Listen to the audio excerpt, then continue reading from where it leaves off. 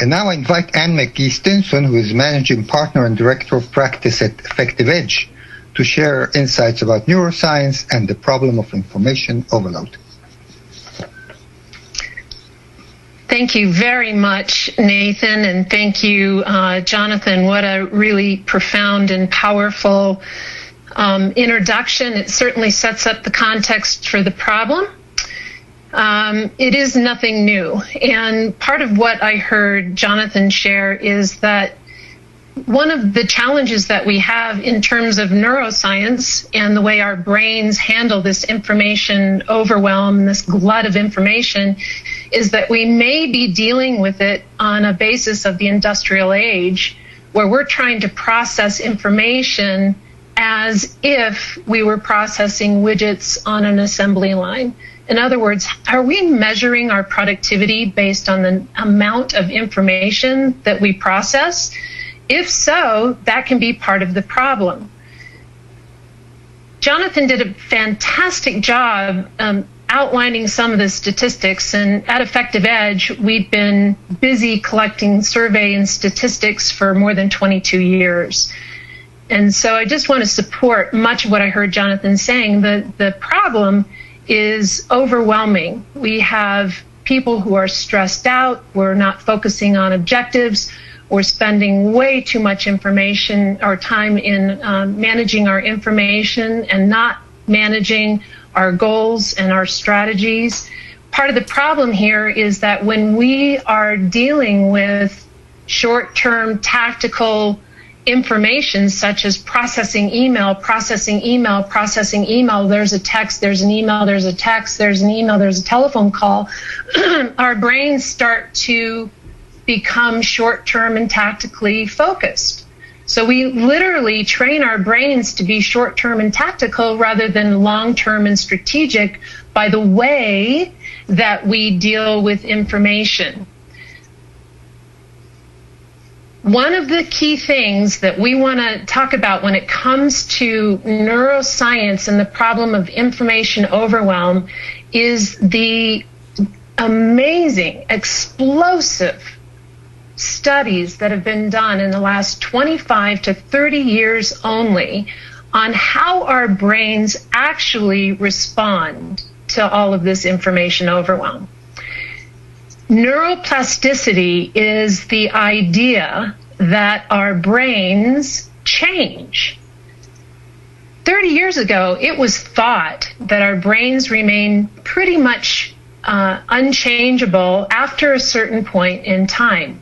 But in the last 30 years, the concept of neuroplasticity has shown that our brains continue to develop and change and grow over the course of our lifetime.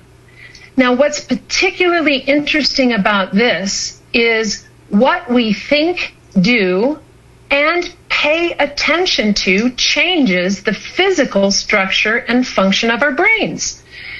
Now, the slide that I've chosen to depict this as a metaphor is a tremendous mountain range. And as a metaphor, if you can imagine that when rain first begins to fall on those mountains, the rain can go anywhere it pleases. It can go any direction. But over time, the rain will begin to form rivulets and channels. And after a while, the rain, when it falls, will only go into those same channels. Well, this is exactly the way the human brain works.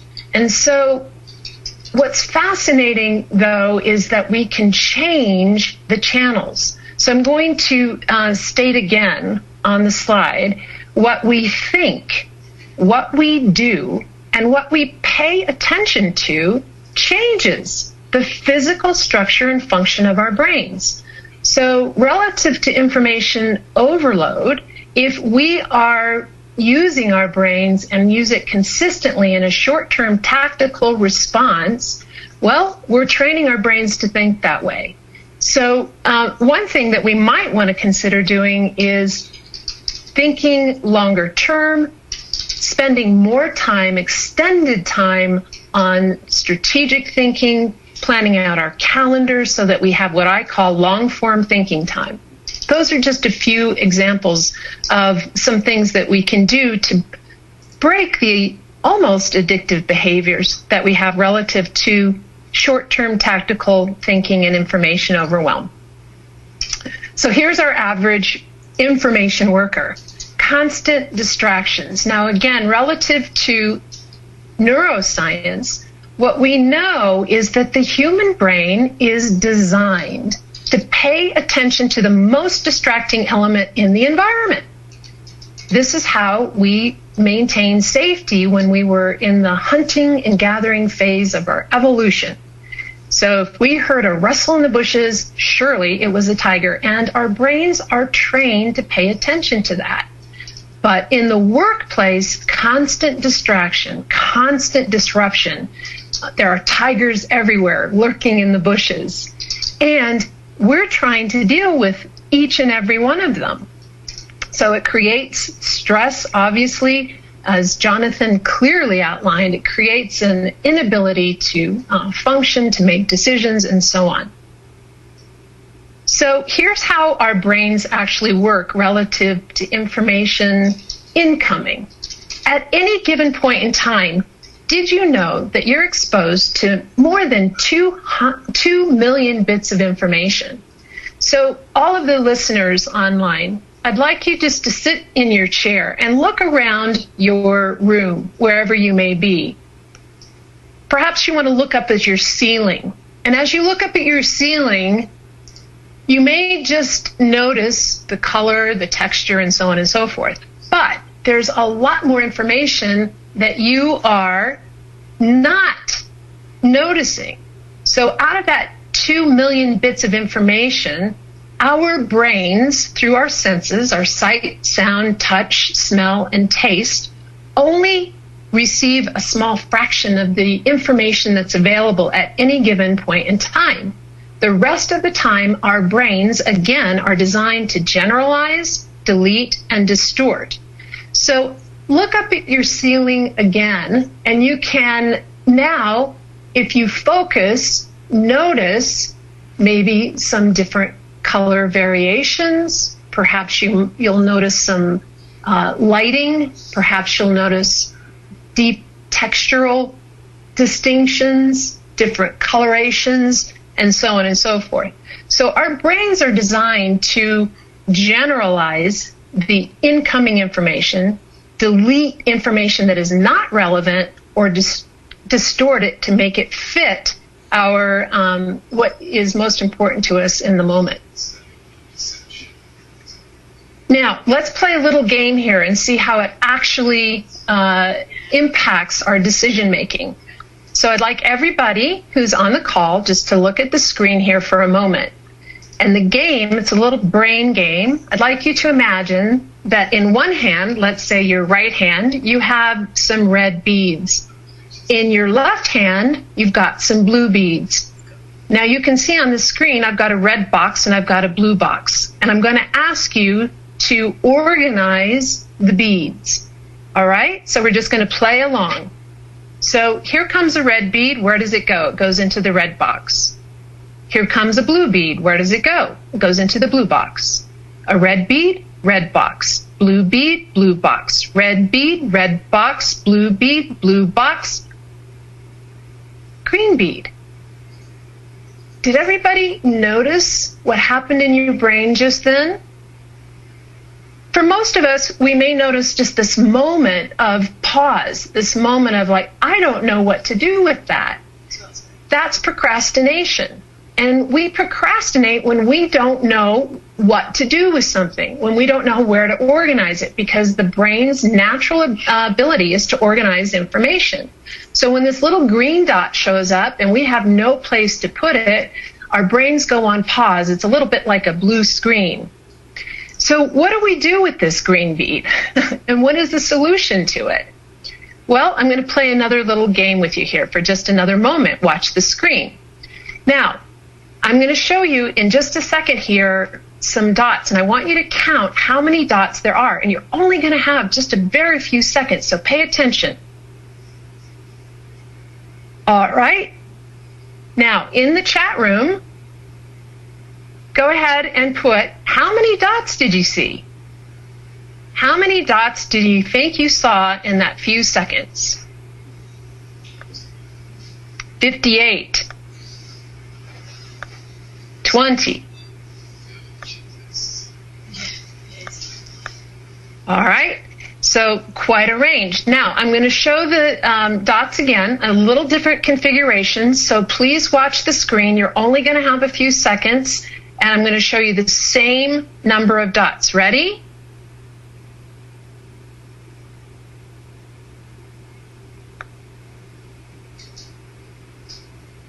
How many dots? Great, 25. Great, 25, 25. And look at the consistency there. So this is the difference between organizing data and chaos. So our brains naturally organize, and when we can organize information into groupings and categorizations, then you notice that the way that we process that information is much, much faster, and we can avoid that feeling of, I don't know what to do with the green dot. So how you organize information is one of the critical things that you can do to help you to manage information overwhelm. Now, part of the effect that we're dealing with here is called the Zeigarnik effect. It is based on the studies of a Russian psychologist in the 1920s who noticed that the human brain tends to pay attention to things that are incomplete and disorganized or unorganized. In other words, when we haven't made a clear decision, when we have incomplete actions, incomplete emails, incomplete tasks, incomplete projects, that tends to get our attention much more quickly and retains our attention much longer. So I'd like to play another game with you on this, just so that you can, again, experience the effect of this in your own brain and explore solutions that actually help you to deal with the information overwhelm. So when you look at this little slide, you'll notice some figures, some symbols there on the screen. And where does your attention go? In the chat room, you can answer the question, where does your attention tend to go? The outline. Thank you.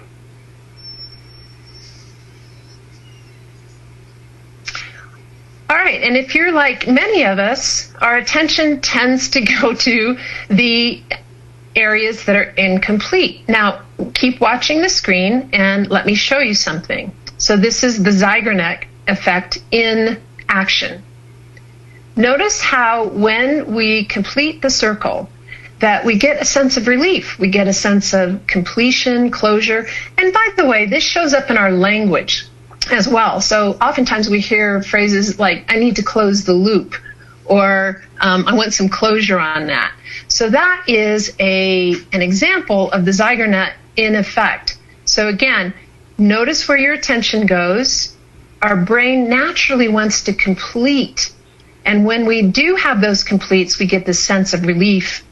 Now, how can we do that in a workplace that is overwhelmed with information?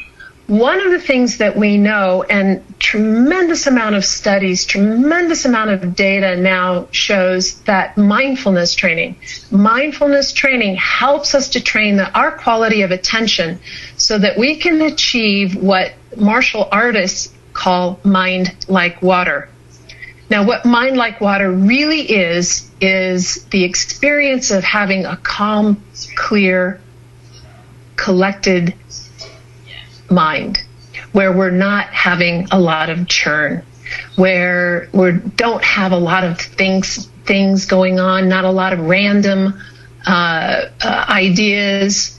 So the benefit of having mind like water, which mindfulness training teaches us, is if your mind is calm, cool, and collected, like a calm, cool, collected lake, and you were to drop a pebble into that calm, clear water, the water would respond in direct proportion to the size of the pebble.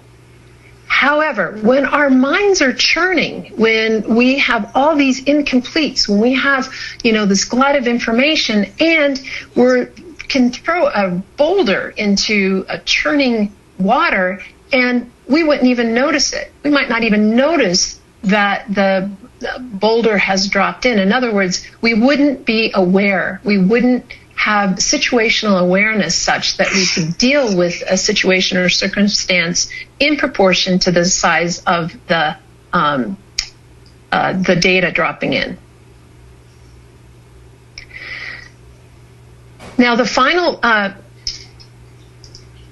piece that I want to share with you about how the mind works relative to information flow and that we can use to our benefit is what's known as the reticular activating system. Fundamentally, the reticular activating system is a bundle of neurons in the back of the brain that has tremendous implication in the way that we focus. So there are three components of the reticular activating system that are relevant to our work today. The first is that you can only focus on one thing at a time. And to demonstrate this, what I'd like to ask our audience to do is just, again, sit back in your chair and hold out your arm and stick out your thumb and look at your thumb. So really look at your thumb, look at the nail, look at the knuckle. Perhaps you'll notice that it has some polish or needs some polish. So when you look at your thumb, what happens to the background beyond your thumb? If you're like most of it is probably a little blurry, maybe you're seeing double. So now focus on the background beyond your thumb. Keep your thumb up there, but focus on the background. So as you focus on the background beyond your thumb, what happens to your thumb? So the thumb becomes blurry and doubled. So this is the reticular activating system, which teaches us that we can only focus on one thing at a time. And I know that Information Overload Research Group has done a number of pieces on this, that multitasking and switch tasking is not productive.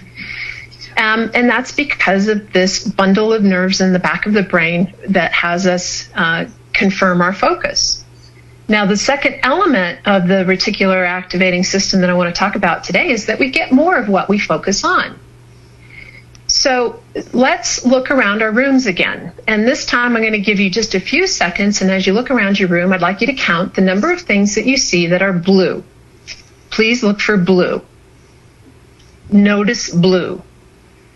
Find all the blue things that you can see. All right.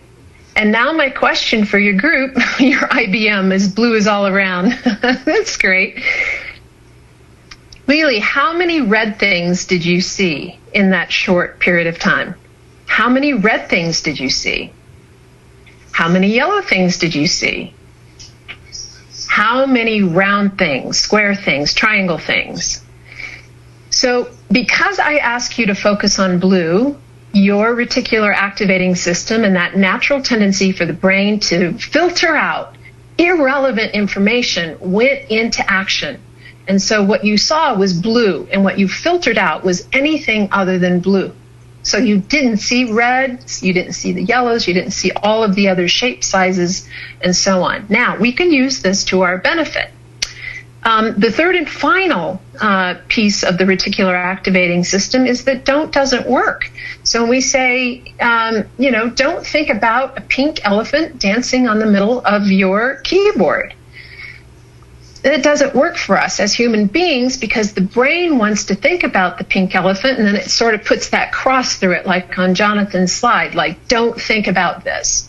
So any of you who have children and have told them don't spill the milk or don't eat the ice cream or don't eat candy or whatever your don't message is very familiar with the way that this actually works in human beings. In other words, it doesn't. So we have to think about what we do want to do as opposed to what we don't. So what we do want to do and what can help us is to use our brains in all of its glory to train our brains to focusing on goals. So there are the key neurological aspects of our brains. And to help us to deal with this information overload, I find that there are a couple of things that are critically important. First of all, learn to manage your distractions and disruptions. Learn to manage them, because information overwhelm and overload isn't going away anytime soon. So it's up to us. It's kind of an inside-out job to learn to address them. So learning to manage distractions, and then secondly, focusing on goals. So Daniel Pink, in his most recent book, talks about the drive, human motivation, and in it he states that intrinsic motivation, our ability to focus on those goals that really speak to the emotional qualities that are important to us, that helps us to filter out information overload so that we focus on what matters most. So in summary, train your brain. It can be trained. It's malleable, and using the concept of neuroplasticity, we can train our brain to focus on what matters most, limit distractions, turn off your pings, dings, and all of those notifiers so you don't respond to things just like a Pavlovian dog, organize to prevent procrastination and overload. So having clear categories of actions, tasks, and projects. Complete what matters most so that you're not procrastinating and your attention doesn't get stalled out on incomplete matters, and focusing on goals. These are the things that can help us to deal with that information overload. Thank you.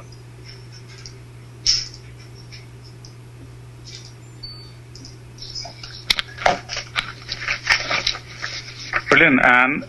Thank you. We have a few questions for you. Is that okay? Sure.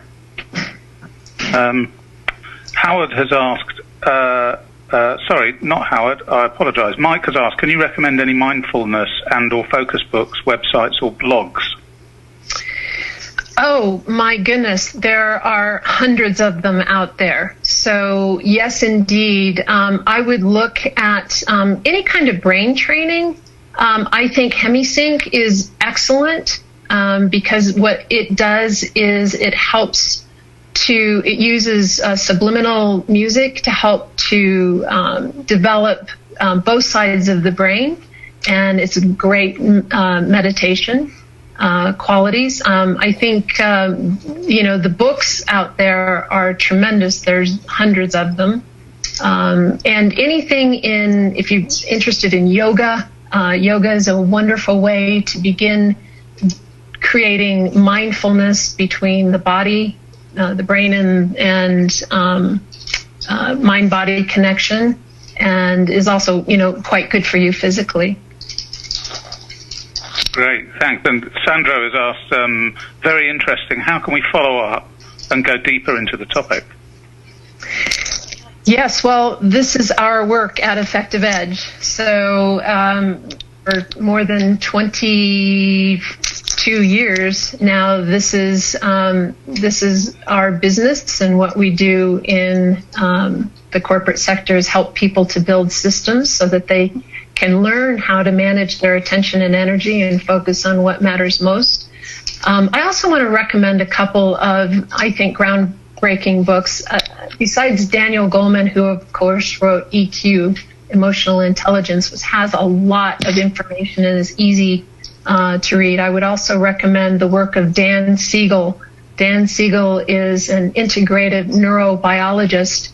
So he, again, deals with the mind-body connection, but he does it in a very powerful and easy-to-read, practical way. And that's what I'm particularly interested in, is what is the practical application of the neurosciences. Thank you. Lele Emmanuel has asked, do you think that expert meditators are less influenced by information overload? And how much time do you think we should practice each day to start getting that benefit? Yes, absolutely. Absolutely, without a doubt, dozens and dozens and dozens of studies coming out, through Harvard Business Review, through all of the best periodicals, through the Journal of Neuroscience, that demonstrate this conclusively. Meditators are by far more effective at managing all information, not only information overwhelm, but just the ability to focus on situations, circumstances in the moment and make critical decisions, based on what's happening in the moment as opposed to, habituated behaviors or habitual training. Great. And Justin is asking, he's saying business speakers are stating that technology moves so fast, companies must keep up to pace day by day. So how does one stay focused in an ever-moving tech world and sustain your business? So, brilliant question. And of course, I'm very familiar with that. We're very familiar with that. So, having clear goals is only part of the performance equation. So we are talking about human performance. Having clear goals is part of that equation, but being able to check in and evaluate and review those goals and make adjustments. So sometimes we set goals and then, we have our strategic plan sitting on a shelf for the next year. We don't look at it until it's time for evaluations. So what we propose is, a system that helps us to stay connected to those goals. First of all, that they're intrinsically motivated, that they come from the team, that you have true alignment from your team when creating goals. Secondly, that you consistently create actions that relate to those goals. Third, that you use your calendar rigorously to schedule time to complete the actions that relate to those goals. And then fourth, that you do regular reviews relative to the goals so that you know that you're on track and you know when you go off track and can make course corrections immediately. Okay. And one last question, I think, from Monica. She said, how do you convince the top executives of the need for these solutions when they are maybe the worst at perpetuating information overload?